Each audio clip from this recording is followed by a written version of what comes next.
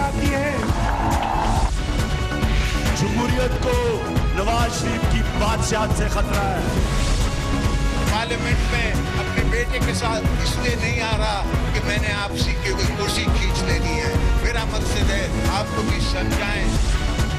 अल्ताफ हुसैन साहब से हमारा मुकम्मल कतई ताल्लुक है।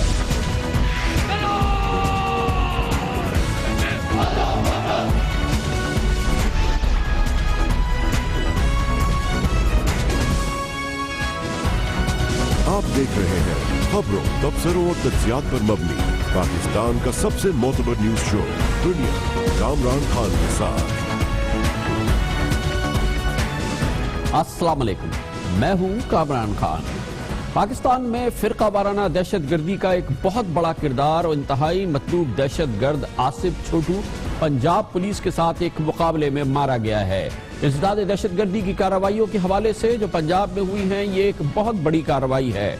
आसिफ छोटू अहम शख्सियात की टारगेट किलिंग, इमाम बारगाहों पर खुदकुश हमलों और दहशत गर्दी के अहम तरीन मनसूबा साजों में समझा जाता था और इस हवाले से उसका एक बहुत बड़ा नाम था।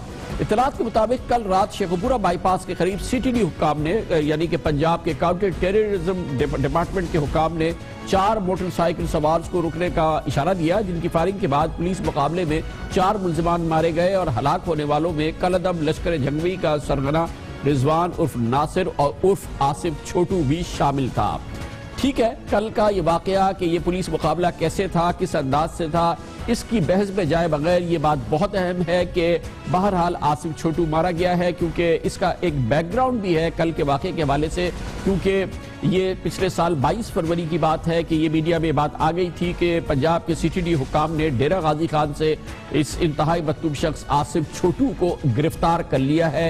ये बात 22 फरवरी को आ गई थी। 22 फरवरी की इस बात की कोई तरदीद नहीं हुई थी, लेकिन बहरहाल अहम बात यह है कि आसिफ छोटू अब मार दिया गया है। इससे कबल जुलाई 2015 में भी एक किसी किस्म की बड़ी कार्रवाई हुई थी, जब जेर हिरासत कलअदम लश्कर जंगवी का साबिक अमीर मलिक इसाक अपने 2 बेटों और 14 दहशतगर्दों समेत पंजाब के इंसदाद दहशतगर्दी की इसी डिपार्टमेंट की कार्रवाई में मारा गया था।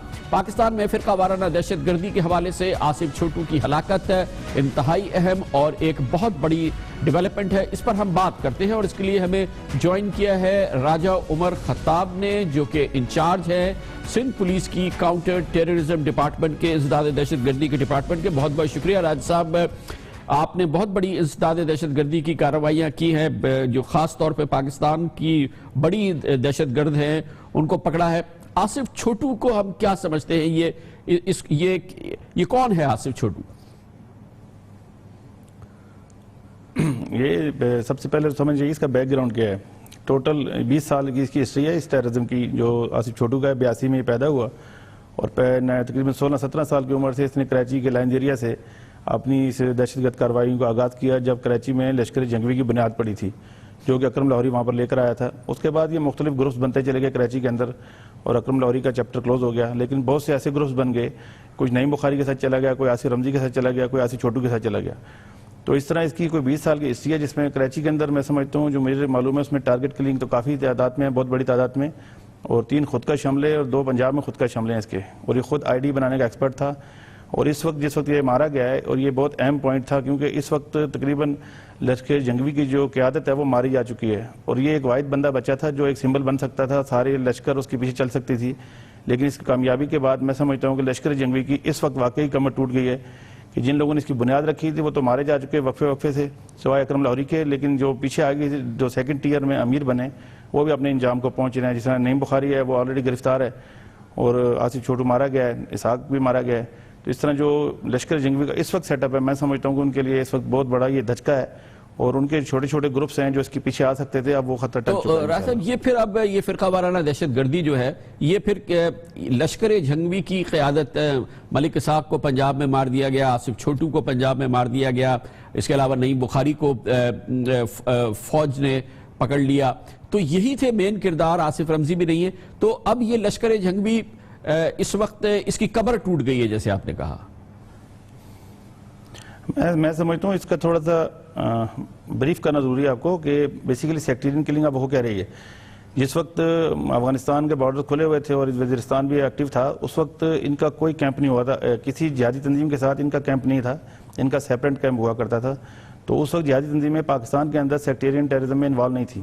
لیکن جیسے جیسے ان کے ساتھ ان کا نقصان ہوتا چلا گیا، تو اس وقت القاعدہ بر صغیر ہو، داعش ہو جو موجود نہیں ہے لیکن اس کے کچھ نہ کچھ ٹینٹیکلز یہاں موجود ہیں، ٹی ٹی پی ہو یا کوئی بھی ایسی تنظیم جو کبھی جہاد میں رہی ہو، ان کا سیکٹیرین وائلنس میں وہ انوالو ہیں. اس وقت کراچی کے اندر ہم نے جو القاعدہ برصغیر کے لوگ پکڑے یا مارے گئے ہیں، ان کے پاس ایویڈنسز ملی ہیں جنہوں نے سیکٹیرین کارروائی کی ہیں.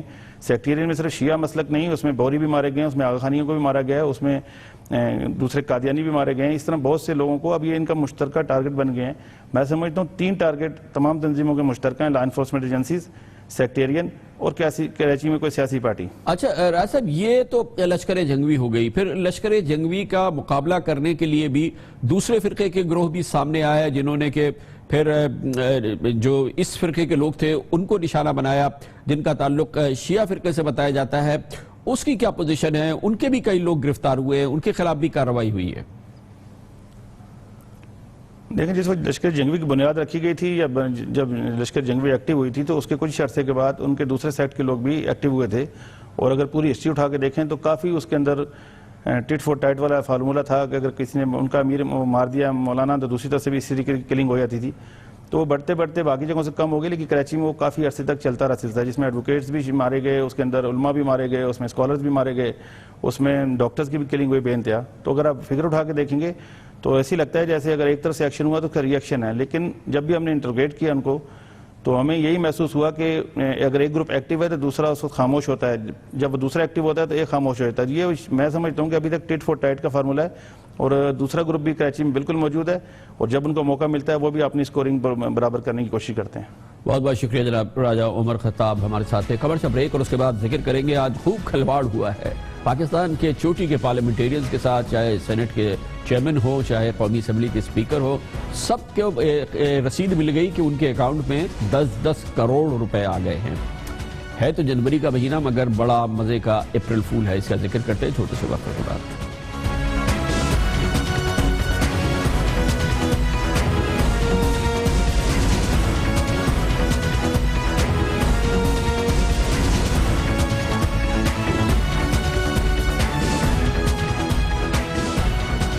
Welcome back. آپ خود اندازہ لگا سکتے ہیں کہ کیا حال ہوا ہوگا یا کیا ان پر گزری ہوگی جب پاکستان کے چوٹی کے پارلیمنٹیرینز، جن میں چیئرمین سینٹ جناب رضا ربانی، اسپیکر قومی اسمبلی ایاز صادق، قائد حزب اختلاف سید قرشی شاہ، جمعیت علماء اسلام کے سربراہ مولانا فضل الرحمان اور جناب سینیٹر اعتزاز احسن کے پاس رسیدیں آئیں، اور وہ رسیدیں یہ تھی کہ ان کے بینک اکاؤنٹس میں 10 کروڑ روپے جمع کر دیے گئے ہیں. اب ان 10 کروڑ روپے کے عوض ان کو ماہانہ 5% منافع ملے گا، اور ایک مدت ختم ہونے کے بعد یعنی 1 سال کے بعد وہ اپنے 10 کروڑ روپے واپس لے جا سکتے ہیں. وقتی طور پہ صحیح مگر ایک شوق لگا ہوگا چیئرمین سینٹ کو، اسپیکر قومی اسمبلی کو اور ان تمام حضرات کو. لیکن تھوڑی ہی دیر میں پتہ چل گیا کہ یہ ٹوٹل فراڈ ہے، اور یہ اپریل فول ٹائپ کی چیز ہے جو کہ جنوری میں کی گئی ہے، جس کا ذکر آج پارلیمنٹ میں مسلسل ہوتا رہا. ان 5 شخصیات کو ان کے اپنے ہی ساتھی بڑے ہی دلچسپ انداز میں ازراہ مذاق اچانک کروڑ پتی اور 10 کروڑ پتی ہونے کی مبارکباد دیتے رہے. کچھ نے کہا ایسا لگا کہ آپ کی لاٹری نکل آئی ہے. لیکن بہرحال آن اے سیریس نوٹ، اسپیکر قومی اسمبلی نے فوری طور پہ خط لکھا ہے اسٹیٹ بینک آف پاکستان کو اور FIA کو کہ اس معاملے کی تحقیقات کی جائے. ماہرین کہتے ہیں کہ تحقیقات سے کچھ نکلنے والا نہیں ہے، کیونکہ جعلی رسید ہے جو کہ SME بینک کی، اس کو استعمال کیا گیا ہے، اور اس میں ایسا لگتا ہے کہ کسی بینکر سے صلاح مشورہ کر کے عبارت اسی انداز کے لکھ کے ان تمام حضرات کو بھیج دی گئی ہے. مگر اہمیت کی بات یہ ہے کہ ان کے صحیح پتوں پہ بھیجی گئی ہے، جبکہ سینٹ چیئرمین جناب رضا ربانی کے تو کراچی کی رہائش گاہ کے پتے پر ان کو رسید ملی ہے، جس میں ان کو بتایا گیا تھا کہ ان کے 10 کروڑ روپے جمع ہو گئے ہیں.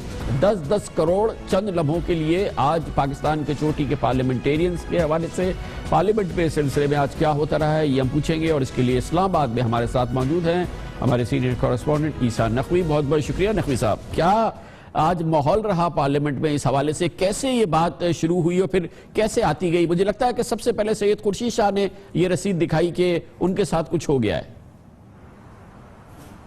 بالکل خاصی چیم گوئیاں رہی پارلیمنٹ میں. آج خورشید شاہ صاحب نے اپنے چیمبر میں جو ہے اس بات کا انکشاف کیا کہ ان کو اس قسم کی ایک رسید ملی ہے جس میں یہ کہا گیا ہے کہ 10 کروڑ روپے ان کے نام سے جو ہے وہ ایس ایم ای بینک میں موجود ہیں. اس کے فوراً بعد جب سینٹ کا اجلاس شروع ہوا تو چیئرمین سینٹ رضا ربانی نے انکشاف کیا کہ ان کے ساتھ بھی کوئی اس قسم کا واقعہ پیش آیا اور ان کی کراچی کی رہائش گاہ کے جو پتہ ہے اس کے اوپر یہ رسید جو ہے وہ موصول ہوئی ہے. ایف آئی اے کے کو جو ہے وہ یہ سپرد کر دیا گیا معاملہ.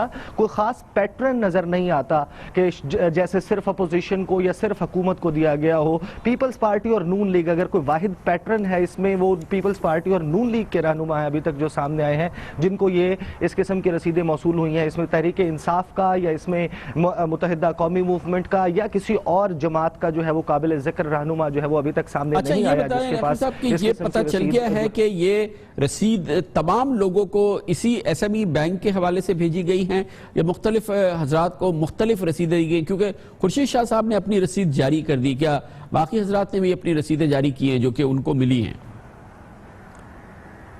دیکھیے سب نے اپنی رسیدیں تو جاری نہیں کی لیکن رضا ربانی نے اپنی رسید کا ذکر بھی کیا. انہوں نے بتایا کہ 23 دسمبر کو وہی بینک ہے, وہی تاریخ ہے اور وہی مقام ہے جہاں سے غالباً یہ پوسٹ کی گئی ہیں. ظاہر ہے یقیناً ان تمام رہنماؤں کے جو پتے ہیں ایڈریسز ہیں وہ ویب سائٹس پر اویلیبل ہوتے ہیں پارلیمنٹ کی, تو غالباً جس نے بھی یہ کام کیا ہے وہاں سے پتے اٹھا کر جو ہے وہ ارسال کی گئی ہیں. تمام رسیدوں کا تو یقیناً ایف آئی اے جب اس معاملے کی جانچ کرے گی تو حتمی طور پر کچھ کہا جا سکے گا. البتہ یہ طے ہے کہ جو 2 رسیدیں ہیں وہ ایک ہی دن 23 تاریخ کی ٹرانزیکشن 23 دسمبر 2016 کی ٹرانزیکشن کو شو کر رہی ہیں. جی, اور یہ بات سب نے چیک کری, فضل الرحمان صاحب نے, اعتزاز احسن صاحب نے اور جناب رضا ربانی نے اور ایاز صادق نے اور خورشید شاہ نے کہ کوئی ٹرانزیکشن ایکچول ان کے اکاؤنٹ میں نہیں ہوئی ہے. اس حوالے سے ہم نے دیکھا کہ براہ راست کوئی تبصرہ مولانا فضل الرحمان کا سامنے نہیں آیا اور شاید اعتزاز احسن صاحب نے بھی اس پہ براہ راست کوئی بات چیت نہیں کی ہے یا کی ہے؟ نہیں, ان کی جانب سے کوئی براہ راست بات سامنے نہیں ہے. اسپیکر قومی اسمبلی صاحب جو ہیں ایاز صادق, انہوں نے رابطہ کیا تھا گورنر اسٹیٹ بینک سے اور ان کو یہ فوراً ہی معلوم پڑ گیا کہ یہ رسید جعلی ہے. دراصل یہ بات جو ہے وہ فوری طور پر اس وجہ سے سب کو پتہ چل گئی کہ یہ جعلی ہے کیونکہ ان تمام شخصیات کے اکاؤنٹس جو ہیں جو ایس ایم ای بینک میں شو کیے گئے تھے وہاں پر ہے ہی نہیں. رضا ربانی نے کہا کہ ان کا تو صرف وہ بینک اکاؤنٹس ہیں جو انہوں نے اپنے انکم ٹیکس گوشواروں میں ظاہر کیے ہیں, اس کے علاوہ تو ان کا کوئی اکاؤنٹ ہی نہیں, لہٰذا یہ اکاؤنٹ بھی جعلی ہے. تو یقیناً ان رہنماؤں کو یہ احساس تو فوری طور پر ہو گیا ہوگا کہ جس بینک میں انہوں نے اکاؤنٹ کبھی کھلوایا ہی نہیں تو اس میں اکاؤنٹ کھلنے کے بعد اس میں پیسے ٹرانزیکشن جو ہے وہ کس طریقے سے ہو سکتا ہے. بہت بہت شکریہ. عیسیٰ نقوی ہمارے ساتھ ہے. اب یہ خبریں بھی آ رہی ہیں کہ شاید مولانا فضل الرحمان کو اس قسم کی کوئی رسید نہیں ملی ہے. اس حوالے سے جو خبریں ہیں وہ درست نہیں ہیں. خبر سے بریک اور اس کے بعد ہم ذکر کرتے ہیں ایک سکینڈل ہے جس میں اشتہارات بانٹے گئے ہیں. جی ہاں, حکومت سندھ نے 5 ارب روپے کے اشتہارات بانٹے. سابق وزیر اطلاعات شرجیل میمن اس کے مرکز پہ ہیں اور انہی کے سیکرٹری اطلاعات اس کے مرکزی ملزم ہیں. اس حوالے سے کئی اہم پیش رفت ہوئی ہے, اس کی بات کرتے ہیں چھوٹے سے وقفے کے بعد.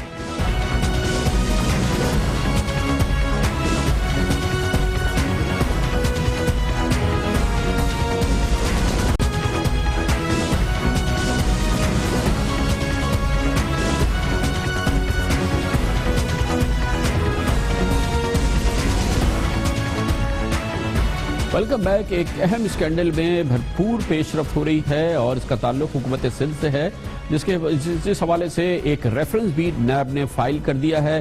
سندھ میں سرکاری اشتہارات کی مد میں تقریباً 6.25 ارب روپے کی کرپشن میں, مبینہ کرپشن میں نامزد ملزم ہیں سابق صوبائی وزیر اطلاعات شرجیل میمن اور ان کے سابق سیکرٹری اطلاعات ذوالفقار علی شلوانی. اب ان کے گرد قانون کا شکنجہ ایسا لگتا ہے کہ سخت ہو رہا ہے, اس پہ تیزی سے پیش رفت ہوئی ہے. سندھ ہائی کورٹ نے کل سابق سیکرٹری اطلاعات سندھ ذوالفقار علی شلوانی کی عبوری ضمانت بھی منسوخ کر دی اور کہا کہ انہیں فوری طور پہ گرفتار کیا جائے.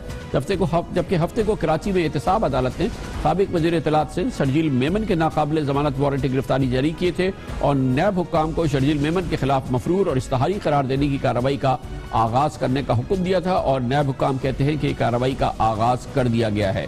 مفرور اور اشتہاری قرار دینے کے بعد اگر شرجیل میمن عدالت میں پیش نہیں ہوئے تو ضابطۂ فوجداری کی دفعہ 88 کے تحت ان کی جائیداد کڑکی کی کارروائی عمل میں لائی جائے گی، یہ آج بتایا گیا ہے۔ نیب ریفرنس کے مطابق جو الزامات لگے ہیں اس میں کہا گیا ہے کہ اشتہاری کمپنیوں کو 5 ارب 76 کروڑ روپے کی ادائیگیوں میں کرپشن کی گئی، اور یہ ریفرنس کہتا ہے کہ شرجیل میمن، ذوالفقار شلوانی نے اربوں روپے کی خصوصی تشہیری مہم چلائی، سرکاری محکموں کے اشتہارات کے ٹھیکے قواعد و ضوابط کے خلاف دیے، اشتہارات کی اشاعت اور نشریات کی قیمت انوائس سے کہیں زیادہ دی گئی، ایف ایم ریڈیو پر جعلی اشتہاری مہم کے نام پر 2 کمپنیوں کو 30 کروڑ روپے دے دیے گئے، ایک اشتہاری کمپنی اعتراف جرم کر کے نیب کو رضاکارانہ طور پر پوری رقم واپس بھی کر چکی ہے، جو کہ اس اسکینڈل کے حوالے سے ایک اہم ثبوت ہے جو نیب کے پاس موجود ہے۔ اس پر مزید بات کرتے ہیں اور اس کے لیے ہمارے ساتھ موجود ہے ہمارے نمائندہ خصوصی اختیار کھوکر۔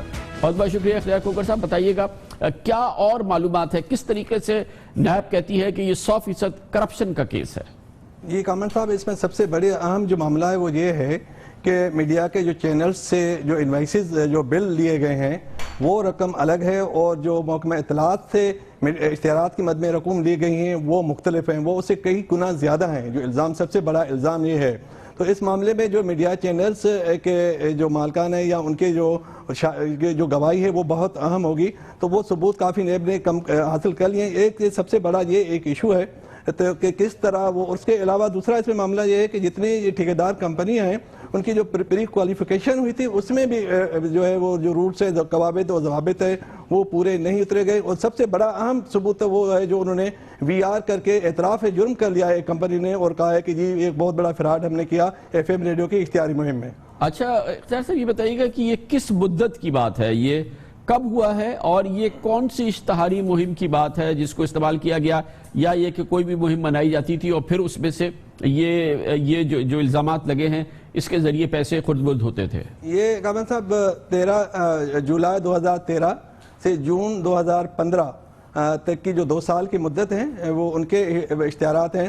یہ اسپیشل اشتہاری مہمیں بنائی جاتی تھیں مختلف ایونٹس کو کریٹ کر کے اور مختلف محکموں کے نام سے، اور بڑی بات ہے کہ اکثر محکموں کو یہ پتہ بھی نہیں ہوتا تھا کہ ان کے نام پہ کوئی مہم بنائی جا رہی ہے۔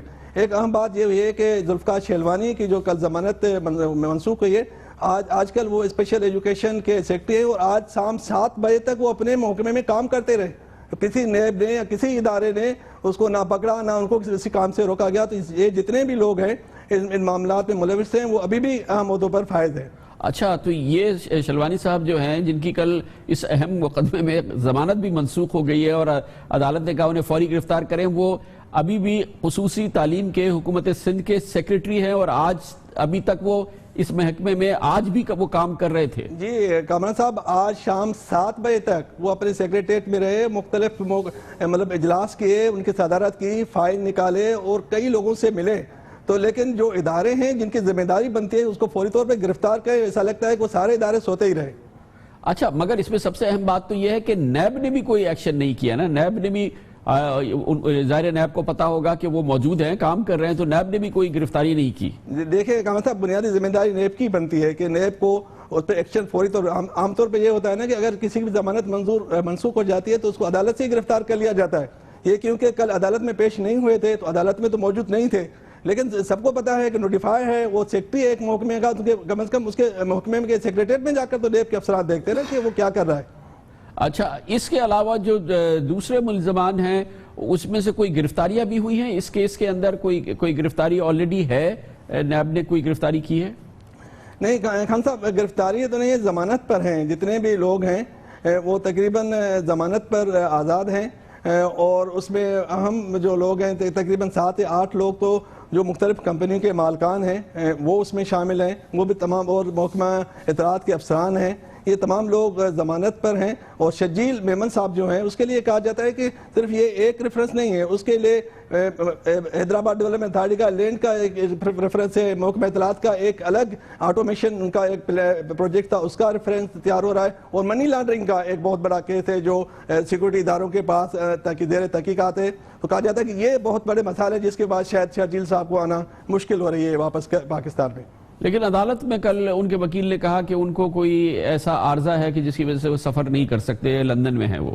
جی ہاں، وہی تو عدالت نے کہا کہ جو آدمی دبئی سے لندن تک کا سفر کر سکتا ہے اس کے لیے دبئی سے کراچی میں سفر کرنا کیا مشکل ہے کہ جس کے لیے وہ کہتا ہے کہ جی مجھے عارضہ ہے اور میں کراچی نہیں آ سکتا. بہت بہت شکریہ جناب اختیار کھوکر ہمارے ساتھ تھے. یہ بہت اہم ڈیولپمنٹ ہے, اہم کیس ہے, اور ایک بار پھر حکومت سندھ اور اس کی منمانیاں, اس کے کیسز, اور جیسا کہ ابھی آپ نے سنا اختیار کھوکر بتا رہے تھے, اس میں سب سے اہم اور غیر معمولی بات یہ ہے کہ یہ تقریباً 6 ارب روپے کی کرپشن کا کیس ہے. نیب کا فائنل ریفرنس ہے جو کہ اس وقت داخل ہو چکا ہے. عدالت ضمانت منسوخ کر چکی ہے اس سیکرٹری کی جو کہ اس کیس کا مرکزی ملزم ہے, لیکن آج بھی وہ سندھ کے محکمہ خصوصی تعلیم کا سیکرٹری ہے, اور اس ضمانت منسوخ ہونے کے باوجود, اس کیس کا مرکزی ملزم ہونے کے باوجود بھی وہ صاحب جو تھے وہ آج اپنے ڈپارٹمنٹ پہ کام کر رہے تھے. نہ ہی حکومت سندھ نے ان سے کہا کہ ایک دن کی چھٹی لے لے, اور نہ ہی کوئی انہیں پکڑنے کے لیے گیا. زندہ باد. یہ ہوتا ہے اور ایسا ہی ہے جو پاکستان میں اگر قانون حرکت میں آئے تو کیا ہوتا ہے, اور قانون حرکت میں نہ آئے تو کیا ہو سکتا ہے. اور یہ نیب کا معاملہ ہے کہ نیب کہاں کیسے ایکشن کرتی ہے, کہاں کیسے ایکشن کرتی ہے. وقفہ. اس دوران آپ نیوز ہیڈ لائنز بھی دیکھ لیں گے, جس کے بعد ہماری آج کی دوسری اہم ترین خبریں اور اس سے جڑے ہوئے تبصرے اور تجزیات جاری رہیں گے. آپ دیکھ رہے ہیں خبروں, تبصروں اور تجزیات پر مبنی پاکستان کا سب سے معتبر نیوز شو دنیا, کامران خان کے ساتھ. Welcome back. کل کے پروگرام میں ہم نے تفصیل سے آپ کو بتایا تھا کہ پنجاب کی حکومت کس طرح سے لاہور کو پریفر کرتی ہے ہر معاملے میں, اور خاص طور پہ جب پروجیکٹس کی بات ہو اور پروجیکٹس پہ ڈسبرسمنٹ کی بات ہو, خرچے کی بات ہو, تو لاہور ایک طرف ہے اور پورا پنجاب دوسری طرف ہے. بلکہ صورتحال اس لحاظ سے بہت زیادہ سیریس ہے, جیسے کہ ہم نے اپنے پروگرام میں بتایا تھا کہ گو کہ اس سال پنجاب کا مجموعی بجٹ 680 ارب روپے ہے, لیکن اکاؤنٹنٹ جنرل پنجاب کی سرکاری اعداد و شمار کے مطابق صوبائی بجٹ سے صرف لاہور کے ترقیاتی منصوبوں اور دوسرے اخراجات کے لیے 650 ارب روپے سے زائد فنڈ اب تک جاری ہو چکے ہیں, جبکہ پنجاب کے دیگر 35 اضلاع کے لیے صرف 265 ارب روپے جاری کیے گئے ہیں. یہ ایک امپورٹنٹ اسٹیٹسٹکس ہے جس کے ذریعے سے یہ بات ثابت ہوتی ہے کہ لاہور اور دوسرے 35 اضلاع جو ہیں پنجاب کے, ان میں زمین آسمان کا فرق آ رہا ہے. اور یہ بات سامنے آ رہی ہے کہ حکومت کی پوری توجہ, پوری جو پرائرٹیز ہیں وہ لاہور تک مرکوز ہے, اور اس کی وجہ سے پنجاب کے دوسرے اضلاع احساس محرومی کا شکار ہو رہے ہیں. ہمارے اس سیگمنٹ کے بعد کل کے پروگرام میں جناب رانا ثناء اللہ تشریف لائے تھے, اور آئے تو کسی اور موضوع کے لیے تھے, لیکن انہوں نے ہمارے اس سیگمنٹ کو کنٹیسٹ کیا تھا. اس کے بارے میں انہوں نے اپنی معلومات دی تھی. انہوں نے کہا تھا کہ یہ غلط بات ہے, یہ جھوٹ بات ہے, اور اس حوالے سے ہماری ان سے کافی کل گفتگو بھی ہوئی تھی. لیکن آج ہم اس ٹاپک کو مزید آگے بڑھاتے ہیں آپ کے لیے, آپ کو دکھانے کے لیے کہ ہم یہ بات کیوں کر رہے تھے اور اس کی بنیاد کیا ہے. اور جب ہم کہتے ہیں سرکاری اعداد و شمار اور سرکاری رپورٹ تو وہ ہے کیا. ہماری اس سیگمنٹ کی تحقیقات کی تھی لاہور میں ہمارے کورسپونڈنٹ حسن رضا نے, جو کہ انہوں نے ساری انویسٹیگیشن کی, یہ ڈاکیومنٹس گورنمنٹ آف پنجاب کے حاصل کیے. ایک بار پھر حسن رضا اس وقت ہمارے ساتھ لاہور سے موجود ہیں.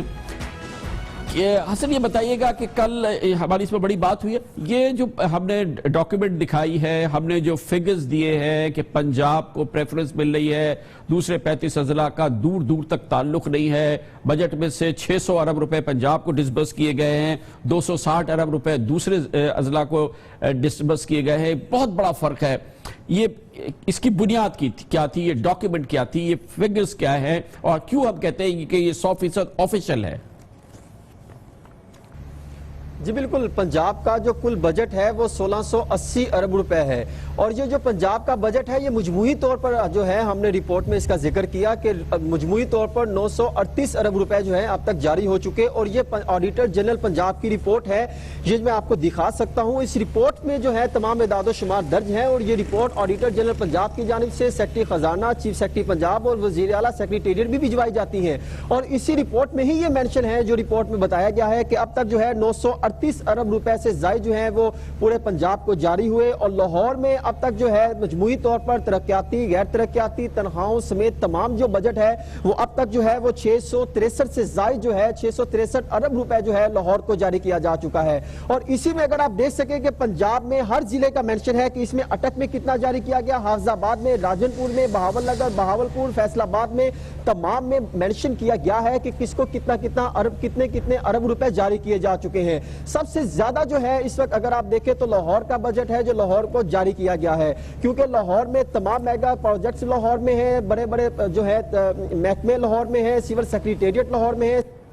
ये सही है, लेकिन राणा सनाउल्लाह साहब ने कल इसको डिस्प्यूट किया था और ख़ास तौर पे ये जो बजट की फिगर्स हैं, जो फिगर्स हमने दी थी उसको ख़ास तौर पे उन्होंने डिस्प्यूट किया था। वो उन्होंने क्या कहा था वो हम सुनाते हैं ताकि हम उसका जवाब दे सकें।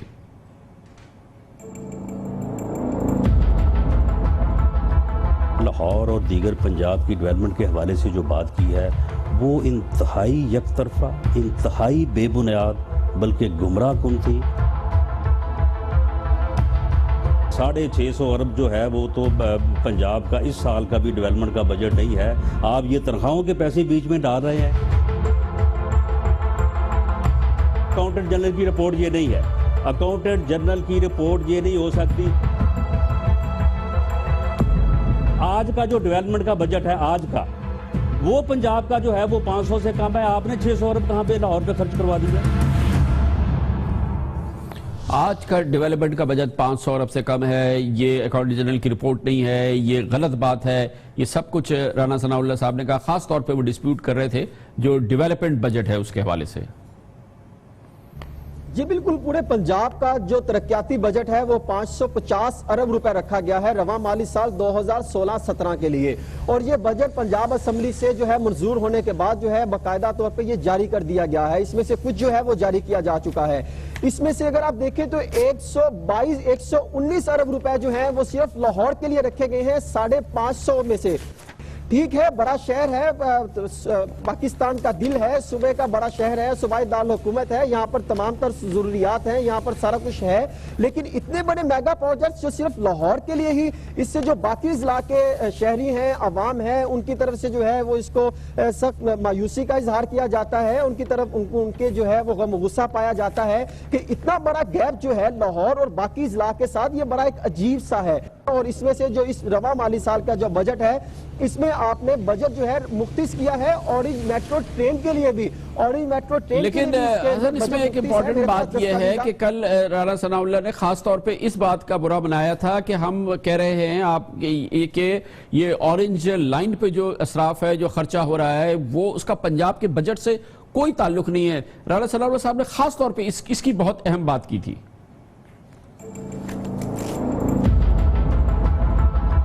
और ये जो आप 215 अरब जो है वो मेट्रो का डाल रहे हैं लाहौर के खाते में और पंजाब के डेवलपमेंट के खाते में, ये 215 अरब में से जो है वो ये तो सारा एक सॉफ्ट लोन है। ये तो चाइना जो है वो दे रहा है और इसकी पेमेंट जो है वो अगले कहीं 30 सालों में होनी है। राणा सनाउल्लाह साहब के बकौल ये पूरा का पूरा पंजाब का सॉफ्ट लोन है। बजट पंजाब से इसका कोई ताल्लुक नहीं है। सालों में पता नहीं कितने 30 सालों में इसकी पेमेंट होगी। बजट से इसका क्या ताल्लुक, क्यों हमने ये बात की, इसका उन्होंने बहुत बुरा मनाया। जी बिल्कुल खान साहब, ये सरकारी दस्तावेजात हैं जो ये जाहिर करती हैं कि जनूबी पंजाब के इजला का जो फंड है वो तरक्याती फंड है, जिसमें तालीम, सेहत, साफ पानी का प्रोजेक्ट जो है, जिस पर आला सतही इजलास होते रहे और उन इजलासों में मंजूरी देने के बाद वो फंड जो है वो लाहौर ऑरेंज ट्रेन के लिए डाइवर्ट कर दिया गया। और ये सिर्फ चंद करोड़ रुपए की बात नहीं है, ये अरबों का फंड है जो दूसरे मनसूबा जात से फंड निकाल कर लाहौर के मनसूबा जात पर जो है वो खर्च किए गए हैं। और इनके इस गुज़श्ता माली साल में ये फंड खर्च किए जाते रहे और इस रवां माली साल के जब बजट की तैयारी के दौरान ये इक़दामात दिए गए थे कि जो गुज़श्ता माली साल जनूबी पंजाब के एहसास महरूमियों को खत्म करने के लिए जो फंड मुख्तिस किए गए हैं उसमें मजीद फंड मुख्तिस किए जाएंगे, ताकि जो पिछले साल जो हमने डाइवर्ट किए थे इस मनसूबे के लिए वो फंड जो है उन मनसूबे जात पे लग सके। लेकिन रवां माली साल के दौरान कोई खसूसी को जनूबी पंजाब के लिए कोई इक़दामात नहीं किए गए। वही जो प्रोजेक्ट्स हैं, जो पुराने प्रोजेक्ट जो तरक्याती स्कीमें चल रही थी, उन्हीं को सिर्फ लेके आगे चला जा रहा है। और इसमें से भी कई जो है प्रोजेक्ट जो है तरक्याती ترقیاتی اسکیمیں ہیں. باقی اضلاع کی نسبت اگر آپ دیکھیں لاہور میں ترقیاتی کام کی رفتار تیز ہے, باقی اضلاع میں جو ہے ترقیاتی کام کی رفتار بھی سست ہے. اسی وجہ سے یہی وجہ ہے کہ جو باقی جو جنوبی پنجاب سے تعلق رکھتے ہیں, جو دیگر 35 اضلاع سے جو تعلق رکھتے ہیں, ان میں احساس محرومی بڑھ رہی ہے اور ان کا یہ گلہ ہے کہ ہمیں جو ہے یک طرفہ پالیسی کے تحت ہمیں نظر انداز کیوں کیا جا رہا ہے. بہت بہت شکریہ حسن رضا. آپ کے دستاویزات تمام چیزیں آفیشیل ریکارڈ کا حصہ ہیں اور جب چاہیں جناب رانا ثناء اللہ بھی ان کو دیکھ سکتے ہیں. ایک بہت اہم معاملہ ہے جب لاہور کی بات کرتے ہیں, وہ ہے اورنج لائن منصوبہ. اور اورنج لائن منصوبے کے بارے میں اب خدشات یہ ہیں کہ یہ 250 ارب روپے تک پہنچ سکتا ہے اور 250 ارب روپے جو ہے اس کے لیے اس کی جو بہت اہم معلومات ہے وہ ابھی ہمارے پاس موجود نہیں ہے. حکومت پنجاب کے بجٹ سے اس پہ کتنا خرچ ہوا ہے یہ بات بہرحال ہمارے علم میں ہے اور یہ بات 100% ہے کہ اس کی ادائیگی کرنی ہے, خزانے سے کرنی ہے, حکومت پنجاب کو کرنی ہے, آنے والی نسلوں کو کرنی ہے. 2.5 ارب ڈالر اور اس کے اوپر سود بھی ادا کرنا ہے. اور یہ بھی بات ہے کہ اورنج لائن منصوبہ کیونکہ یہ ٹرانسپورٹ کا منصوبہ ہے, پبلک ٹرانسپورٹ کا منصوبہ ہے, اس سے نفع نہیں ہوگا, حکومت پنجاب کو نفع نہیں ہوگا. یہ نفع نقصان کے بغیر بھی نہیں چلے گا, اس میں نقصان ہوگا اور وہ ہر صورت میں حکومت پنجاب کو ادا کرنا ہوگا روزانہ, ماہانہ, سالانہ. یہ اس کے علاوہ ہے جو اس قرضے کی ادائیگی کے لیے تقریباً 2.5 ارب روپے کی ادائیگی کے لیے کرنا ہوگا اور جو اس پہ سود دینا ہوگا. اس کے علاوہ یہ بات بھی بہت اہم ہے کہ حکومت پاکستان کے خزانے میں پہلے ہی اس منصوبے کے حوالے سے جو امپورٹس ہو رہی ہیں اس پر جو 40-50 ارب روپے کی آمدنی ہوتی FBR کو ڈیوٹیز اور ٹیکسز کی مدد میں وہ معاف کر دی گئی ہے کیونکہ گزشتہ ہفتے یہ فیصلہ کیا گیا اچانک کہ اورنج لائن منصوبے کو سی پیک کا حصہ بنایا جائے تاکہ یہ تمام ٹیکسز اور ڈیوٹیز معاف ہو سکیں. یہ منصوبہ کیوں خدشہ ہے کہ ایک سفید ہاتھی بن سکتا ہے مستقبل کے لیے اور پنجاب کے لیے, اس پر بات کرنے کے لیے ہمارے ساتھ موجود ہیں ممتاز ماہر قانون جناب اظہر صدیقی. بہت بہت شکریہ. اظہر صاحب آپ نے ہمیں پھر جوائن کیا ہے. یہ کہا جا رہا ہے کہ یہ ایک کمرشل منصوبہ ہے, چین کے قرضے سے ہے, حکومت پنجاب کے خزانے سے اس کا کوئی تعلق نہیں ہے, بجٹ سے اس کا کوئی تعلق نہیں ہے, مگر اس کی بیسک فائنینشیل ڈیٹیلز اور جو ایک مائنیوٹ ڈیٹیلز بیسک سے لے کے مائنیوٹ ڈیٹیلز تک جو ہے وہ کہیں اویلیبل نہیں ہیں. دیکھیں پہلے دن سے یہ غیر شفاف اور مبہم منصوبہ ہے اور یہ سی پیک کا پہلے دن سے حصہ ہے. یہ بے وقوف بنایا جا رہا ہے قوم کو. یہ بیسیکلی سافٹ لون پہ بننا دینا چاہیے تھا. ایم وی ایشیا نے 0.5% پہ یہ لون دینے کے لیے تیار تھا چودھری پرویز لائی کے دور میں. آپ نے کیا تیر مارا ہے؟ آپ نے کوئی تیر نہیں مارا. یہ کمرشل کانٹریکٹ ہے, کوئی چائنا کا تحفہ نہیں ہے. یہ پیورلی کمرشل ٹرانزیکشن ہے اور آپ نے ایسی ٹرانزیکشنز کی ہیں جو آسان نہیں ہیں. یعنی آپ اگر دیکھا جائے سافٹ لون لینا ہے آپ نے 0.5% یا 1% پہ, یہ آپ کو 4.5% سے 6% تک سنا جا رہا ہے. اور یہ جو ٹرمز اینڈ کنڈیشن ہے جو مارک اپ دینا ہے وہ ابھی تک مجھے انفارمیشن نہیں دی. میں تقریباً 1.5 سال سے کوشش کر رہا ہوں, 6 مہینے میں پنجاب انفارمیشن کمیشن کے سامنے رہا ہوں, مجھے ابھی تک کوئی انفارمیشن یا قوم کے ساتھ یہ انفارمیشن شیئر کی ہے. میں چیلنج کر رہا ہوں کہ آئیں اسمبلی کے فلور پہ آئیں اور قوم کو بتائیں حقائق. یہ آپ جو دینا ہے آپ نے لون 162 ارب روپیہ, اس سے پہلے آپ نے برج فائنانسنگ کی پنجاب بینک سے, وہ بھی جو آپ نے لینا ہے وہ قوم کے سامنے نہیں بتایا آپ نے. اور اسی طرح یہ جو آپ پیمنٹ آپ واپس کریں گے اس کا اگر ہم نے حساب لگایا ہے تو 12 ارب روپیہ سال کی آپ کی یہ بنی ہے جو پیمنٹس آپ نے یہ دینی ہے. اور یہ آپ سبسڈی یا کراس سبسڈی کریں گے تو تقریباً 350 روپیہ ٹکٹ بنے گی اور 40 روپیہ جب آپ ٹکٹ دیں گے تو تقریباً 300 یا 350 روپیہ ایک مسافر کا. یہ پوری قوم پنجاب کے اوپر بوجھ پڑے گا. کس نے کہا یہ لاہور کے اوپر پڑے گا؟ یہ پورے پنجاب کے اوپر بوجھ پڑے گا اور صرف ٹرانسپورٹ سیکٹر کے اندر. لیکن اظہر صاحب یہ بات بھی ہے کہ کل رانا ثناء اللہ صاحب کا کہنا تھا کہ یہ سارا پیسہ چین سے آ رہا ہے, نہ ہمارے بجٹ سے اس کا کوئی تعلق ہے, نہ ہمارے خزانے سے اس کا کوئی تعلق ہے. جیسے کہ آپ نے کہا یہ تو ایک کامن سینس ہے کہ جتنا پیسہ آئے گا یہ واپس دینا ہے, اس پہ انٹرسٹ بھی دینا ہے اور پھر جب یہ پروجیکٹ چلے گا اس پہ جو سبسڈی ہوگی پر پیسنجر وہ بھی حکومت پنجاب کو دینا ہے. یہ نسلوں کا کام ہے جو کہ اس منصوبے کے حوالے سے آگے ادائیگی ہونی ہے. یہ کیا یہ کہنا مناسب ہوگا کہ یہ صرف چین کا پیسہ ہے, چین دے رہا ہے اور اس کا اور کوئی اس کا کوئی بوجھ نہیں ہے؟ یہ میں چیلنج کر رہا ہوں آپ کے سامنے. 1.62 بلین ڈالر کا اگر پروجیکٹ ہے, ابھی تک لون کتنا ملا ان کو؟ پنجاب بینک سے انہوں نے برج فائنانسنگ کی, وہ آپ کے سامنے ہے. تقریباً 29 ارب روپے کی انہوں نے ایکوزیشن کی ہے, وہ لون لے کے تو نہیں کیا.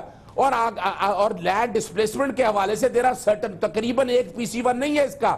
قوم کے سامنے ایک رانا ثناءاللہ صاحب کو چیلنج کر رہا ہوں, قوم کے سامنے لے کے آئے PC1 کتنے ہیں؟ ایک PC1 ہے نہیں ابھی تک. تقریباً 9 PC1 تو میں ایکسپلور کر چکا ہوں. اب یہ اگلا PC1 جو ایگزمپشن کا ہے تقریباً 12-13 PC1 ہے. آپ نے ایگزیکٹ کاسٹ تو قوم کے سامنے بتائی نہیں ہے. قرضہ اگر مان بھی لیجیے for the sake of arguments تو 162 ارب روپے ہے. یہ تو 250 ارب سے اوپر کا پروجیکٹ ہے. باقی پیسے تو آپ نے خزانے سے دینے ہیں, اور جو ایگزمپشنز دے رہے ہیں یہ بھی تو خزانے کے اوپر بوجھ ہے, چاہے وفاقی حکومت دے رہی ہے. لیکن آپ کے ریفرنس سے یہ پیسے جو ٹیکسز کا ریونیو آپ کو ملنا ہوتا ہے نا, تو کل at the end of the day یہ اس میں سے ڈیڈکٹ ہونا ہے. یہ کس نے کہہ دیا ہے کہ 1 روپیہ نہیں؟ میں چیلنج کر رہا ہوں بھائی, آ جائیں. کہاں بیٹھنا چاہتے ہیں رانا ثناءاللہ صاحب؟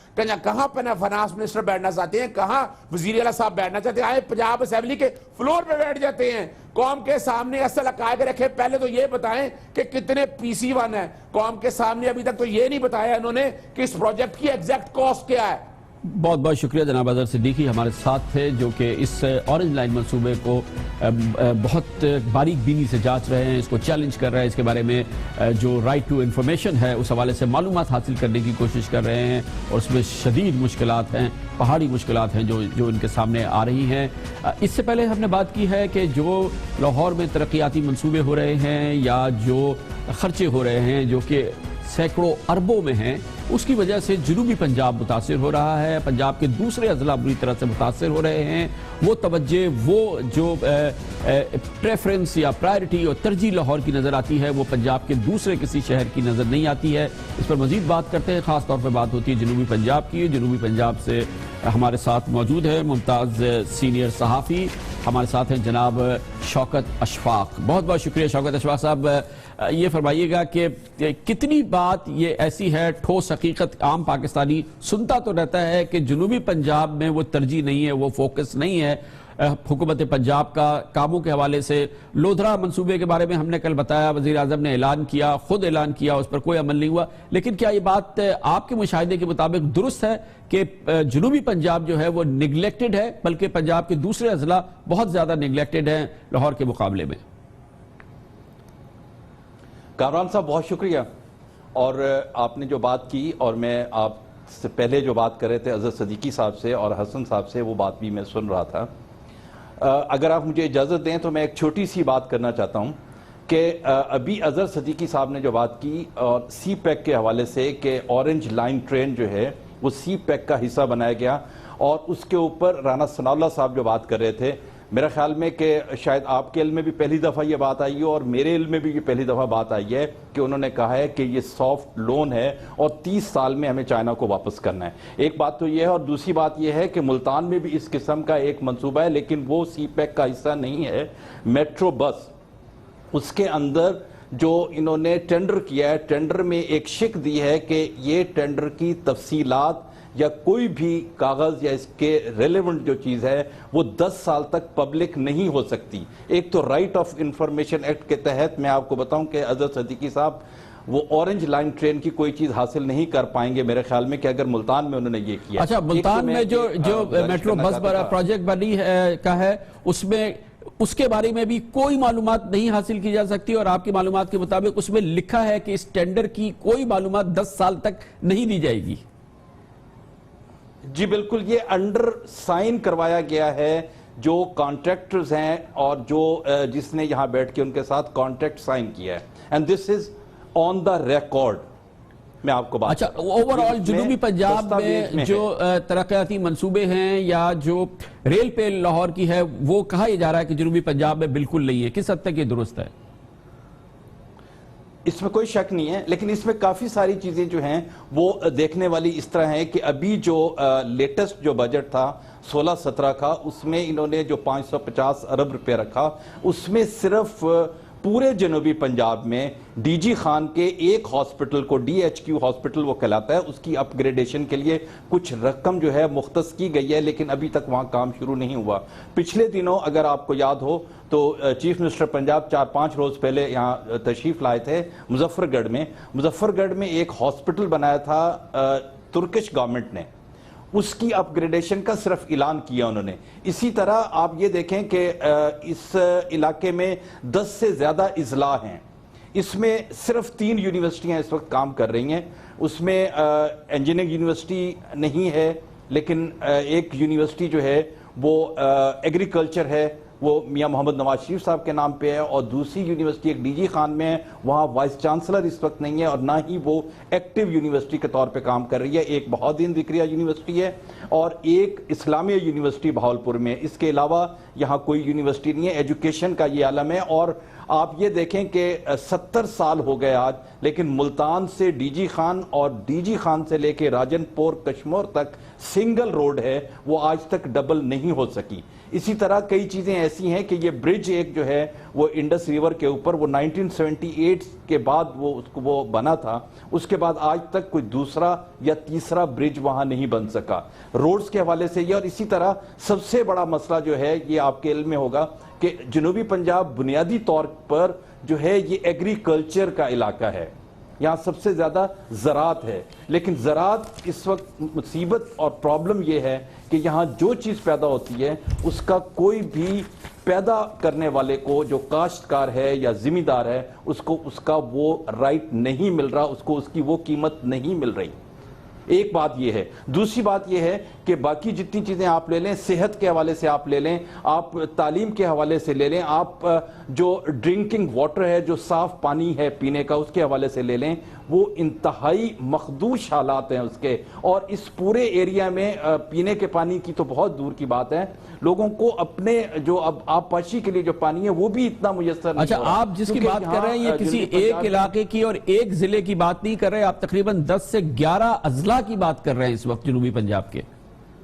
جی اس میں آپ کو میں اگر بتا دوں، اگر ایک لامہ لگے گا، اس میں راجن پور ہے، ڈی جی خان ہے، اس میں میاں والی ہے، اس میں بھکھر آتا ہے، اس میں لیا آتا ہے، اس میں جناب بہاولپور اٹسیلف ہے، رحیم یار خان تھوڑا اس میں کیونکہ لوکل اس میں حوالے سے تھوڑی ڈیولپمنٹ ہے، بہاول نگر اسی میں ہے، پاک پتن آتا ہے، وہاڑی ہے، وہاڑی جو پاکستان کا سب سے بڑا جو ہے رچ ایریا ہے ایگریکلچر کے حوالے سے، اور سب سے بہترین دنیا کی کاٹن بھی وہاں پیدا ہوتی ہے. مظفر گڑھ کے علاقے میں دنیا کی بہت بہترین کاٹن پیدا ہوتی ہے. اور پھر میں آپ کو بتاؤں کہ یہاں پالیسیز چلیں یہ نہیں دیں فنڈ ڈیولپمنٹ کے نہیں دیں، لیکن یہ پالیسی نہیں کریں کہ یہاں کاٹن پروڈکشن ایریاز میں یہ شوگر ملوں کے لائسنس دے کے شوگر ملیں لگا رہے ہیں، جس سے یہاں بہت بڑا ایک گیپ آ رہا ہے جو فصلوں کی اس کا ہے. اور پھر بہت شکریہ جناب، بہت شکریہ. پلاننگ نہیں ہے. جناب اشفاق شوکت ہمارے ساتھ موجود تھے. جنوبی پنجاب کا حال، جنوبی پنجاب کے 11 اضلاع کا حال، ہم یہ کہہ رہے ہیں کہ لاہور کے علاوہ 35 اضلاع کے پنجاب کا یہ حال ہے. تمام فوکس لاہور میں ہے، اور لاہور کے منصوبوں کے حوالے سے بھی اگر آپ معلومات اکٹھا کرنا چاہیں، اورنج لائن جیسا منصوبہ $2.5 ارب کا خدشہ ہے کہ یہ ہو جائے گا، اور یہ نسلیں ادا کریں گی پنجاب کی خزانے سے اس کے جائیں گے معاملات. مگر اس کے بارے میں بھی معلومات نہیں ہے. ابھی آپ نے سنا کہ لاہور میں جو میٹرو بس منصوبہ بنا ہے اس کی ٹینڈرنگ ڈاکیومنٹ پہ لکھا ہے کہ 10 سال تک اس کی کوئی معلومات نہیں دی جا سکتی. خبر سے بریک اور اس کے بعد ذکر کریں گے. لاہور کا ہی ذکر کر لیتے ہیں جہاں پر سارا فوکس ہے. لاہور کے اسپتالوں کا کیا حال ہے؟ سرکاری اسپتالوں کی زبوں حالی کی بدترین تصویر ایک سرکاری رپورٹ پہ سامنے آئی ہے آج ہی، اس کا ذکر کریں گے چھوٹے سے وقفے کے بعد.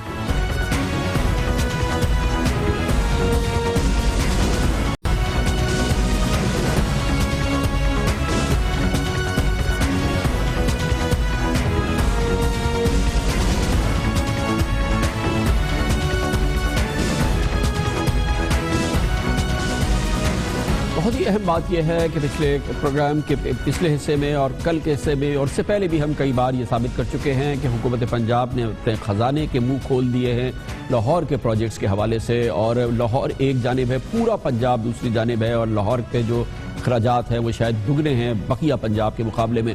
تو کیا اس سے لاہور کے حالات زبردست ہو گئے؟ لاہور میں سرکاری جو سہولیات ہیں وہ زبردست ہو گئی، مثالی ہو گئی؟ کیا وہاں پہ لوگوں کو سکون ہے، لوگوں کو اطمینان ہو چکا ہے؟ کیا لاہور واقعی پیرس، لنڈن یا کوئی اور ترقی یافتہ شہر بن چکا ہے؟ صورتحال افسوس در افسوس کے بالکل مختلف ہے اور اس سے مختلف نہیں ہے ان سہولیات سے، سرکاری سہولیات سے، صوبائی حکومت کی سرکاری سہولیات سے جو لاہور کے علاوہ دوسرے اضلاع میں موجود ہے۔ تازہ ترین واقعہ سامنے آیا ہے جس میں ایک بار پھر لاہور کے اسپتالوں کے، سرکاری اسپتالوں کی جو صورتحال ہے اس نے اس کو افشا کر دیا ہے، زبو حالی کھل کے سامنے آ گئی ہے، اور پھر یہ سوالوں نے جنم لیا ہے کہ جب اسپتال میں دوا نہیں ہے، جب اسپتال صحیح کام نہیں کر رہے، جب اسکول کام نہیں کر رہے، جب پینے کا صاف پانی نہیں ہے، تو پھر 250 ارب روپے کے ایک منصوبے کی کیا واقعی ضرورت ہے؟ تازہ ترین صورتحال کے مطابق لاہور کے جناح اسپتال میں واقعہ ہوا تھا جس میں مبینہ طور پہ ڈاکٹرز کی غفلت سے ایک محترمہ زہرا بی بی کی ہلاکت ہو گئی تھی، اور اس پر کافی ہنگامہ ہوا، جس کے بعد ایک کمیٹی بنائی گئی اور اس کمیٹی نے واقعی کام کیا ہے اور اس نے لاہور کے سرکاری اسپتالوں کی صورتحال کا جائزہ لیا ہے، اور اس کے جو رپورٹ سامنے آئی ہے جو کہ سرکاری طور پر جاری نہیں کی گئی ہے لیکن ہمارے پاس وہ رپورٹ موجود ہے، اس نے اس پورے ماحول میں جو حکومتی نظام ہے اسپتالوں میں اور خاص طور پہ لاہور کے ہی حوالوں سے اس میں غیر انسانی رویے ہیں جس کی قلعی کھل گئی ہے۔ زہرا بی بی کو اس ماہ کی 1 تاریخ کو یعنی کہ 1 جنوری کو لاہور کے جناح اسپتال میں لایا گیا تھا، لیکن اسپتال میں بستر تو تھا نہیں، نہ اس کا علاج کیا گیا، جس پر وہ ٹھنڈے فرش پر لیٹی رہی۔ جنوری کی 1 تاریخ تھی اور وہیں پر وہ موت کے منہ میں چلی گئی تھی۔ وزیر اعلیٰ پنجاب نے کیونکہ میڈیا پہ بہت یہ خبریں آئی تھی اس کا نوٹس لیا تھا اور پھر ایک 3 رکنی کمیٹی بنائی تھی۔ یہی وہ کمیٹی ہے جس کی رپورٹ ہمارے سامنے ہے، جس میں KE میڈیکل یونیورسٹی کے وائس چانسلر تھے، اس کے علاوہ FG کی فاطمہ جناح میڈیکل یونیورسٹی کی وائس چانسلر تھی، اس کے علاوہ محکمہ صحت پنجاب کے ایڈیشنل سیکرٹری تھے، اور یہ ایک کمیٹی تھی جس نے اپنی رپورٹ دی ہے۔ اب ہے کیا حالت خاص طور پہ لاہور کے سرکاری اسپتالوں پہ، وہی لاہور جہاں پہ اربوں خربوں روپے خرچ کیے جا رہے ہیں، اس میں کہا گیا ہے کہ یہاں کے سرکاری اسپتالوں میں پروفیسرز اور دیگر سینئر ڈاکٹرز اسپتال چھوڑ کر پرائیویٹ پریکٹس کو ترجیح دیتے ہیں۔ گورنمنٹ ہاسپٹلز میں وارڈز اور مریضوں کو جونیئر ڈاکٹرز پر چھوڑ دیا جاتا ہے۔ ہاسپٹلز میں مریضوں کے ریکارڈ رکھنے کا کوئی نظام نہیں ہے، مریضوں کی منتقلی اور ریفر کرنے کے طریقہ کار پر کوئی عمل نہیں ہو رہا، یعنی کہ ہسپتالوں میں گورننس نام کی کوئی چیز نہیں ہے۔ یہ بھی کہہ رہی ہے یہ رپورٹ کہ سرکاری ہاسپٹل میں ایک بستر پر 3 مریضوں کو ڈالا جاتا ہے۔ یہ لاہور شہر میں ہے، ایک بستر پہ 3 مریض، آپ تصور کر سکتے ہیں یہ بالکل ہو رہا ہے۔ ہم اس سے پہلے اپنے پروگرام میں لاہور کے راولپنڈی کے اسپتالوں میں دکھا چکے ہیں ایسا ہو رہا ہے، اور آج اس رپورٹ میں بھی کہا گیا ہے، یہ بھی کہا گیا ہے کہ ہاسپٹل کے وارڈز اور ایمرجنسی میں اضافی بیڈ ہی لگوا دیے جائے تاکہ مریض جو ایمرجنسیز میں آتے ہیں وہ ٹھنڈے فرش پر لیٹنے کے لیے مجبور نہ ہو، کیونکہ اسپتال کے بستر پر تو 3 لوگ لیٹے ہوئے ہیں۔ اسپتالوں میں ڈاکٹرز کی کمی زبردست ہے اور اس پہ کوئی کام نہیں ہو رہا۔ 3 شفٹوں میں سینئر ڈاکٹرز کے ڈیوٹی کے نظام کو یقینی بنایا جائے وہ بھی نہیں ہو رہا ہے، اور اس طرح کے اسی وجہ سے واقعات ہو رہے ہیں، جیسے کہ زہرا بی بی کا واقعہ ہے۔ اس کے علاوہ گجراوالا میں بھی ایک اور واقعہ ہوا ہے جہاں پر گردوں کے ایک مریض کو بر وقت وہ ڈائلسس ہی نہیں مل سکا، وہ بیچارہ اللہ کو پیارا ہو گیا۔ کل لاہور کے گنگا رام ہاسپٹل میں ایک نومولود بچے کے ہاتھ جلنے کا واقعہ ہوا، جس کے بعد اسے چلڈرن ہاسپٹل منتقل کیا گیا، جہاں ڈاکٹرز نے ہاتھ بچانے کے لیے اس کی 3 انگلیاں کاٹ دی، کیونکہ ہیٹر ایک ایسے مقام پہ رکھا ہوا تھا، وہی قریب تھا، گھچ پچ ماحول تھا، بچے کا ہاتھ اس ہیٹر سے لگا اور اس کی انگلیاں جل گئیں، جس کے بعد اس کی 3 انگلیاں کاٹنی پڑی۔ ڈاکٹرز نے وہ یہ عمل کیا، یہ آپریشن کیا۔ یہ ہم نہیں کہہ رہے ہیں، یہ لاہور کے ہی پنجاب کے ہسپتالوں کا کیا حال ہے، ہماری کسی کے نہ سنیں۔ وزیر اعلیٰ پنجاب جناب شہباز شریف کی تو سن لیں۔ آپریشن تھیٹر میں جو حالت ہے وہ آپ دیکھ لیں، اس کی کیا صورتحال ہوتی ہے۔ مائیں، بہنیں، بزرگ جن کو دوائی کے حصول کے لیے جو مشکلات ان کو جھیلنی پڑتی ہیں۔ ایک کا پاکستان وہ ہے جہاں پر امیر اور اشرافیہ بغیر دوائی اور علاج کے مر نہیں سکتا، اور ایک وہ پاکستان ہے جہاں پر امیر اور غریب، جو غریب ترین جو لوگ ہیں وہ دوائی کے بغیر، علاج کے بغیر سسک جان دے کے اس دنیا سے چلے جاتے ہیں۔ This is not Pakistan. Health کے بغیر کوئی معاشرہ ترقی نہیں کر سکتا اگر وہ توانا نہیں ہے۔ اگر ہم نہیں کریں گے ٹھیک تو ٹھیک کرانے کے لیے خلق خدا باہر نکل آئے گی۔ تو کیا سوال پوچھا جا سکتا ہے کہ 250 ارب روپے کے منصوبے کو تھوڑے عرصے کے لیے روک کے یہ تمام ریسورسز، یہ تمام رقوم، یہ تمام جو بجٹ ہے، یہ اسپتالوں کی حالت کو بہتر کرنے کے لیے مختص کر دیا جاتا, صاف پانی فراہم کرنے کے لیے مختص کر دیا جاتا. لیکن فی الحال ہم بات کرتے ہیں لاہور کے ہاسپٹلز کی اور اس رپورٹ کی. اس کے لیے ہمارے ساتھ لاہور میں موجود ہیں ہمارے بیورو چیف ارسلان رفیق بھٹی. بہت بہت شکریہ ارسلان صاحب. یہ بتائیے گا کہ یہ تو کچھ نکات سامنے آئے ہیں, حقیقت بھی ہے نا, یہ جو باتیں آپ پہلے کہتے رہے, ہم اس پروگرام میں کہتے رہے, جو حقیقی صورتحال ہے سرکاری اسپتالوں کی, خود اس لاہور شہر میں جہاں پہ اربوں خربوں کی باتیں ہو رہی ہے خرچ کرنے کی, وہ اس سے بھی دگرگو ہے نا, وہاں کیا ہے اور یہ رپورٹ اور کیا بتا رہی ہے؟ جی یہ کامران صاحب 32 صفحات پر مشتمل رپورٹ بنائی گئی ہے. اس میں تمام کلائی کھول دی گئی ہے. آپ نے ایک لفظ بھی استعمال کیا کہ مبینہ طور پر وہ بچے کو جو ہے وہ کچھ ہوا اور اس کی مبینہ طور پر ہلاکت ہوئی ڈاکٹروں کی غفلت سے. میں مبینہ کا لفظ استعمال بالکل نہیں کروں گا, وہ بالکل ڈاکٹر اس کے ذمہ دار ہیں. اس میں 5 جو سینئر ڈاکٹرز تھے ان کی ذمہ داری تھی, پروفیسرز کی ذمہ داری تھی, سینئر رجسٹرار صاحب جو ہیں جو وہاں پہ اس وقت موجود تھے ایمرجنسی میں اور وہ اس عورت کو, اس خاتون کی جان بچا سکتے تھے, وہ اپنے موبائل فون کے اوپر گیمز کھیل رہے تھے. اس میں سب سے افسوسناک یہ جو بات پہلو سامنے آیا ہے کہ انہوں نے یہ انفرادی عمل ہے, لیکن جو اسپتالوں کی مجموعی صورتحال کے بارے میں جیسے کہ اس پہ کہا گیا کہ ایک بستر پہ 3 مریض ہیں, ایمرجنسی میں بیڈز نہیں ہیں, ایمرجنسی کا مریض ننگے فرش پہ لیٹتا ہے, مریضوں کو ریفر کرنے کا نظام نہیں ہے, میڈیکل ریکارڈ رکھنے کا نظام نہیں ہے. یہ ہے نا اصل کرائسس. جی بالکل ایسے ہی ہے کامران صاحب, جیسے آپ نے بتایا ہے کہ جی بالکل ریفرل سسٹم ہے ہی نہیں ہے کہ ایک مریض دوسرے اسپتال سے ریفر کرنا ہے, اس کا کون پرسان حال ہے, کون اس کو لے کے جائے گا, کس نے ریفر کیا, کیوں ریفر کیا, اگر علاج ممکن تھا تو کیوں نہیں کیا گیا. اس کے بعد جب وہ دوسرے اسپتال میں اگر وہ گرتا پڑتا کسی طرح پہنچ جاتا ہے, اس کے ساتھ جو آنے والے رشتہ دار ہیں وہ اس کو لے جاتے ہیں کسی ہسپتال میں سرکاری, تو پہلے تو اس کو لیا ہی نہیں جاتا کہ جی ہمارے پاس جگہ ہی نہیں ہے, چاہے ایمرجنسی ہے یا کچھ بھی ہے, اس کو ہم علاج نہیں کریں گے, آپ کسی اور ہاسپٹل میں لے جائیں. وہ مریض بیچارہ کیا کرے گا, وہ ظاہر ہے زمین پر ہی تڑپ تڑپ پر جان دے گا. اگر جس طرح آپ نے کہا جی کہ بہت اربوں روپیہ لاہور پہ لگ گیا ہے, خربوں روپیہ لگ گیا ہوگا, اس میں سے چند ارب 2 سے 3 ارب لگا دیتے تو شاید یہ 2 وزیر جو وزیر صحت 2 بنائے گئے صحت کے حوالے سے, ان کی ضرورت نہ پڑتی, ایک ہی وزیر صحت کام کر دیتا. لیکن کم از کم کچھ نہ کچھ تو بہتری کرتے, کوئی بیڈز دے دیتے ایمرجنسی میں, کچھ علاج معالجہ بہتر کر دیتے, کچھ ادویات بہتر کر دیتے. میو ہاسپٹل میں جعلی سٹنٹ جو ہے وہ اس کا بالکل ریکٹ ایک پورا سامنے آیا ہے, اس کے اوپر انکوائری ہو رہی ہے, چیف جسٹس آف پاکستان نے اس کے اوپر نوٹس لیا ہوا ہے, وزیر اعظم صاحب نے نوٹس لیا ہے. اس طرح کے واقعات کب رکیں گے؟ میرا صرف سوال یہ ہے کہ ہمارے جو اسپتال ہیں, ہمارے جو ایوان بالا میں بیٹھے ہیں, ایوان زیری میں بیٹھے ہیں, ایوانوں میں بیٹھے لوگ ہیں, وہ اس کے اوپر کب دھیان دیں گے؟ بہت شکریہ ارسلان رفیق بھٹی ہمارے ساتھ موجود تھے. اہم آج کی سیاسی ڈیولپمنٹ یہ ہے کہ حکومت کو ناکامی ہوئی ہے, ایک بار پھر شکست ہوئی ہے سینٹ میں, اور سینٹ میں یہ دوسری بار ہوا ہے پچھلے چند ہفتوں کے دوران. آج بہت اہم معاملہ ہے, آج اس کا تعلق ہے اس آرڈیننس کا جو نیب کے قوانین کے حوالے سے حکومت نے انٹروڈیوس کیا تھا, صدارتی آرڈیننس. آج سینٹ نے اس کو مسترد کر دیا ہے قرارداد کے ذریعے جو کثرت رائے سے منظور کی گئی ہے. 16 دسمبر کو اس سے پہلے کمپلیس آرڈیننس کو بھی نیب نے کالعدم قرار دے دیا تھا. یہ بھی ایک آرڈیننس تھا جو کہ جاری کیا گیا تھا. اب آج جو یہ صدارتی آرڈیننس نیب کے حوالے سے, نیب کے قوانین کے حوالے سے سینٹ نے مسترد کیا ہے, اس کے بارے میں کہا گیا ہے کہ آئین کے آرٹیکل 89(3) کے تحت اگر قومی اسمبلی یا سینٹ میں کسی آرڈیننس کے خلاف قرارداد منظور کر لے تو وہ کالعدم ہو جاتا ہے, اور پھر حکومت ایسے قانون کی منظوری کے لیے عموماً پارلیمنٹ کا مشترکہ اجلاس بلانا پڑتا ہے. گویا کہ آج حکومت کو ایک بڑی ناکامی ہوئی ہے. نیب آرڈیننس کو مسترد کرنے کی قرارداد پیپلز پارٹی ANP, PTI اور کیو لیگ نے مشترکہ طور پہ پیش کی, اور قرارداد کے حق میں 33 اور مخالفت میں 21 ووٹ آئے. ہر صورت میں یہ حکومت کی ایک بڑی ناکامی ہے. حکومت کی اتحادی جماعت پختونخوا ملی عوامی پارٹی نے قرارداد کی صرف حق میں ووٹ دیا, اور اس قرارداد کی منظوری سے قومی احتسابی ترمیمی آرڈیننس جو چند روز قبل ہی آیا تھا وہ بھی غیر فعال ہو گیا ہے. اس پر مزید بات کرتے ہیں, اور اس کے لیے ہمارے ساتھ موجود ہیں پاکستان تحریک انصاف کے وائس چیئرمین محترم شاہ محمود قریشی صاحب. مخدوم صاحب بہت بہت شکریہ.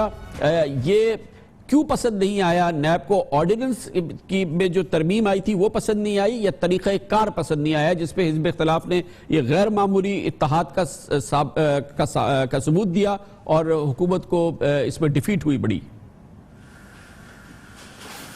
خان صاحب یہ طریقہ کار درست نہیں تھا. آج سے چند روز پہلے ایک کمیٹی ہوئی تھی, اس میٹنگ میں بھی تھا, اور میں نے وزیر قانون سے درخواست کی تھی کہ جب آپ نے نیب کے قانون کو اثر نو دیکھنے کے لیے ایک جوائنٹ کمیٹی تشکیل دے دی ہے 20 رکنی، جس میں ممبران قومی اسمبلی بھی ہیں اور سینٹ بھی ہیں، تو پھر اس آرڈیننس کا جواز نہیں ٹھہرتا. آپ برائے مہربانی اس آرڈیننس کو وڈرا کیجئے اور ہمیں اس قانون کو، نیب کے قانون کو دیکھنے دیجئے، اور اگر اس میں اصلاحات اور امینڈمنٹ کی ضرورت ہے تو ہمیں اپنی تجویز مرتب کر کے آپ کو پیش کرنے دیں، اور اس پہ ایک کنسنسس بن سکتا ہے. میری اس تجویز پر غور نہیں کیا گیا. میری بہت سے اپوزیشن کے ممبرز نے تائید کی تھی، لیکن وزیر قانون اور جو سرکاری ممبران ہیں انہوں نے اس پر توجہ نہیں دی، اور آج حکومت کو شرمندگی ہوئی کہ سینٹ نے اس آرڈیننس کو مسترد کر دیا جس کا میں نے تذکرہ کیا تھا. اچھا، یہ دوسری بار ہوا ہے مخدوم صاحب، اس سے پہلے کمپنیز آرڈیننس بھی سینٹ نے مسترد کیا تھا، وہ بھی غیر فعال ہو گیا ہے. یہ سینٹ میں جو آپ کی اور حزب اختلاف کی جماعتوں میں ایک مشترکہ ذہن نظر آتا ہے، یہ سینٹ کے باہر کیوں نظر نہیں آتا ہے؟ یہ آپ کو قومی اسمبلی میں بھی دکھائی دے گا. اب 26 کو اجلاس ہو رہا ہے، اور 26 کے اجلاس کے لیے پاکستان تحریک انصاف، پاکستان پیپلز پارٹی، پاکستان مسلم لیگ کاف اور جماعت اسلامی نے ایک مشترکہ پریویلیج موشن پیش کرنے کا فیصلہ کیا ہے، اور آج یا کل غالباً ہم اس کو داخل بھی کروا دیں گے. اور وہ بھی ہے جو وزیر اعظم نے اسمبلی میں پیراما کے ایشو پر اپنی صفائی پیش کرتے ہوئے جو انہوں نے تقریر فرمائی، اور اس تقریر میں جو تضادات سامنے آئے، اور سپریم کورٹ میں اب ان کے وکیل استثناء حاصل کر رہے ہیں تاکہ اس تقریر سے پہلو بچایا جا سکے. اچھا مخدوم صاحب، نیب کے حوالے سے آپ سمجھ رہے ہیں، کیونکہ تمام تحفظات ہیں، حزب اختلاف کو بھی ہے، حکومت کو بھی ہے، حتیٰ کہ وزیر اعظم کو بھی ہے، عدالت عالیہ کو بھی ہے، عدالت عظمیٰ کو بھی ہے، کہ اب ایک ایسا قانون بنائیں، ایک ایسا سسٹم بنائیں جس پر کہ یہ پاکستان کی پریمیئر اینٹی کرپشن ایجنسی کام کر سکے، اور پاکستان کو آپ ایک ایسا ادارہ دے سکے جس پر کہ سب کی رائے اکٹھی ہو. آپ نے کہا کہ ایک کمیٹی اس سلسلے میں بن رہی ہے، لگ رہا ہے آپ کو کہ اس پہ کوئی کنسنسس ہو جائے گا اور یہ قومی کام ہے، یہ عمل ہو جائے گا اس پہ؟ خان صاحب، اگر حکومت نے تھوڑی سی سمجھداری سے کام لیا تو کنسنسس ہو سکتا ہے. دیکھیے، ہماری کل میٹنگ ہوئی، اور کل کی میٹنگ میں جو طے ہوا وہ یہ سب میں اتفاق تھا کہ نیب موجودہ شکل میں ناکام ہو چکی ہے. نہ اس کا سٹرکچر ٹھیک ہے، نہ اس کا قانون درست ہے، اور بہت سے قوانین کی والنٹری ریٹرن، پری بارگین پہ بہت سے لوگوں نے نکتہ چینی بھی کی. اب حکومت سے درخواست کی گئی ہے کہ آپ آئیے، ہمارے ساتھ مل بیٹھیے، اور آئیے مل کر ہم جو دنیا کی اچھی پریکٹسز ہیں اس کا انالیسس کریں، اور اس کے مطابق اس قانون کو درست کریں. اور ہم سب کا مقصد ایک ہی ہے کہ کرپشن کا تدارک ہو، اس کے خلاف ہم صف آرا ہوں، اور جو کرپٹ عناصر ہے اس پر ان کو کڑے احتساب کے نیچے لایا جائے. اس پہ پولیٹیکل پوائنٹ سکورنگ ہم نہیں کرنا چاہتے، ہم حکومت کے ساتھ تعاون کرنا چاہتے ہیں. ہم نے یہ آفر کی ہے، کل آفر کی ہے، اب دیکھیے حکومت کا رویہ کیسا ہوتا ہے. بہت مناسب بات ہے. بہت بہت شکریہ جناب مخدوم شاہ محمود قریشی. کہتے ہیں کہ پیشکش کی ہے حکومت کو پی ٹی آئی نے اور دوسری سیاسی جماعتوں نے کہ نیب کے معاملے پہ سر جوڑ کے بیٹھتے ہیں اور ایک مشترکہ قانون ترتیب دیتے ہیں اور وہ عوام کے سامنے رکھتے ہیں، اور پھر قوم کو ایک مستند اینٹی کرپشن ایجنسی دیتے ہیں جس پر سب کو اتفاق ہے. خبر سے بریک، اس کے بعد ذکر کرتے ہیں Pakistan international air lines PIA یہ کہنا کہ اس کی حالت بری ہے یہ ایک معمول کی بات ہوگی، لیکن اب صورتحال یہ ہے کہ تقریباً ICU میں ہے یہ پاکستان کا قومی ادارہ. حکومت اس کو ریوائیو کرنے میں ناکام ہو گئی ہے، اس میں اب کوئی دوسری رائے نہیں ہے. آج مزید 10.5 ارب روپے کی گارنٹی اس کو دی گئی ہے کہ جاؤ 10.5 ارب روپے کا اور قرضہ لے لو. اس کی بات کرتے ہیں چھوٹے سے وقفے کے بعد.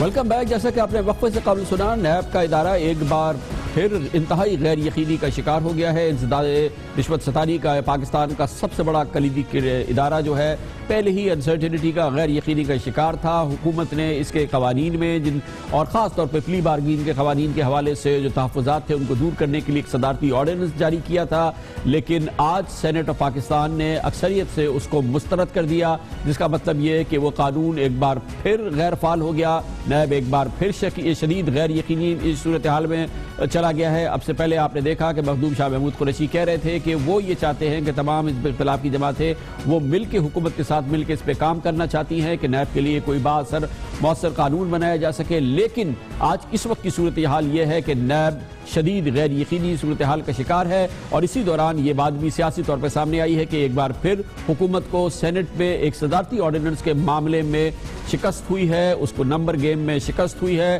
ایسا اب سے تھوڑے دن پہلے بھی ہوا تھا جب کمپنیز آرڈیننس جو حکومت نے جاری کیا تھا اس کو بھی سینٹ نے مسترد کر دیا تھا، جہاں پہ حکومتی جماعت کو اکثریت حاصل نہیں ہے۔ اب اس موضوع پہ ہمیں جوائن کر رہے ہیں وفاقی وزیر خزانہ جناب اسحاق ڈار، جو کہ ان معاملات میں حکومت کی جانب سے لیڈ کرتے ہیں جو جتنا بھی یہ پروسیس ہوتا ہے۔ بہت بہت شکریہ ڈاکٹر صاحب۔ فرمائیے گا، دوسری بار ایسا ہوا ہے کہ سینٹ میں پچھلے چند ہفتوں کے دوران اہم صدارتی آرڈیننس جو آپ نے جاری کیے وہ مسترد کر دیے، اور ظاہر ہے کہ یہ پارلیمانی جمہوریت میں یہ ایک بڑی ناکامی ہے حکومت کی۔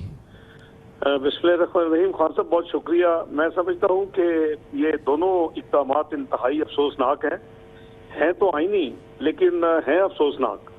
اس کی وجہ یہ ہے کہ ساری دنیا کو پتہ ہے کہ سینٹ میں حکومت کی اکثریت نہیں، اور یہ کئی دفعہ ہوتا ہے کہ آپ کی ایک نیشنل اسمبلی میں جس کی اکثریت ہے حکومت بنتی ہے، لیکن اوپر کے ہاؤس میں آپ میجورٹی میں ہونے کے باوجود اپوزیشن میں ہوتے ہیں، تو یہ میں سمجھتا ہوں کہ اچھی روایت نہیں ہے۔ ہمیں نیشنل ایشوز کے اوپر ایک ہو کے سوچنا چاہیے۔ یہ بھی اس آرڈیننس کو لے لیتے ہیں، یعنی 5 مختلف اوقات پہ سپریم کورٹ نے پوچھا کہ فیڈرل گورنمنٹ بتائے کہ وہ 25 ہے جو والنٹری ریٹرن تھی اور جو پلی بارگین تھا۔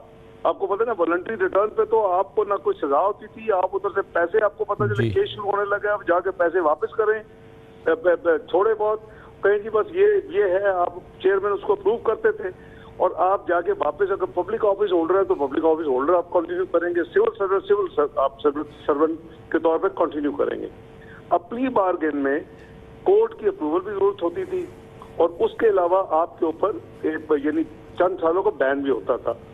اب ہم نے اس کو ایک طرف ہم بات کر رہے ہیں کہ ملک میں کرپشن ختم کرنی ہے، ہم نے پوری کوشش کرنی ہے کہ اس کو سخت سے سخت قانون بنایا جائے، تو حکومت نے بڑے کھلے دل کے ساتھ اس کو کہا کہ جی نہ صرف والنٹری ریٹرن کے اوپر بھی پلی بارگین کی طرح کورٹ کا اپروول ہونا چاہیے، اور جو بھی والنٹری ریٹرن کرے یا پلی بارگین کرے، یہ سیکشن 25A تھا، صرف ایک سیکشن کی اس میں امینڈمنٹ تھی، تو اس کے اوپر لائف ٹائم بین ہو، چاہے وہ سول سرونٹ ہو تو کبھی پھر وہ یعنی حکومت کی نوکری نہ کر سکے، اگر وہ آفس بیئرر یعنی پبلک آفس ہولڈر ہے تو کبھی وہ پبلک آفس ہولڈر نہ ہو، اس سے آگے تو کچھ نہیں ہو سکتا۔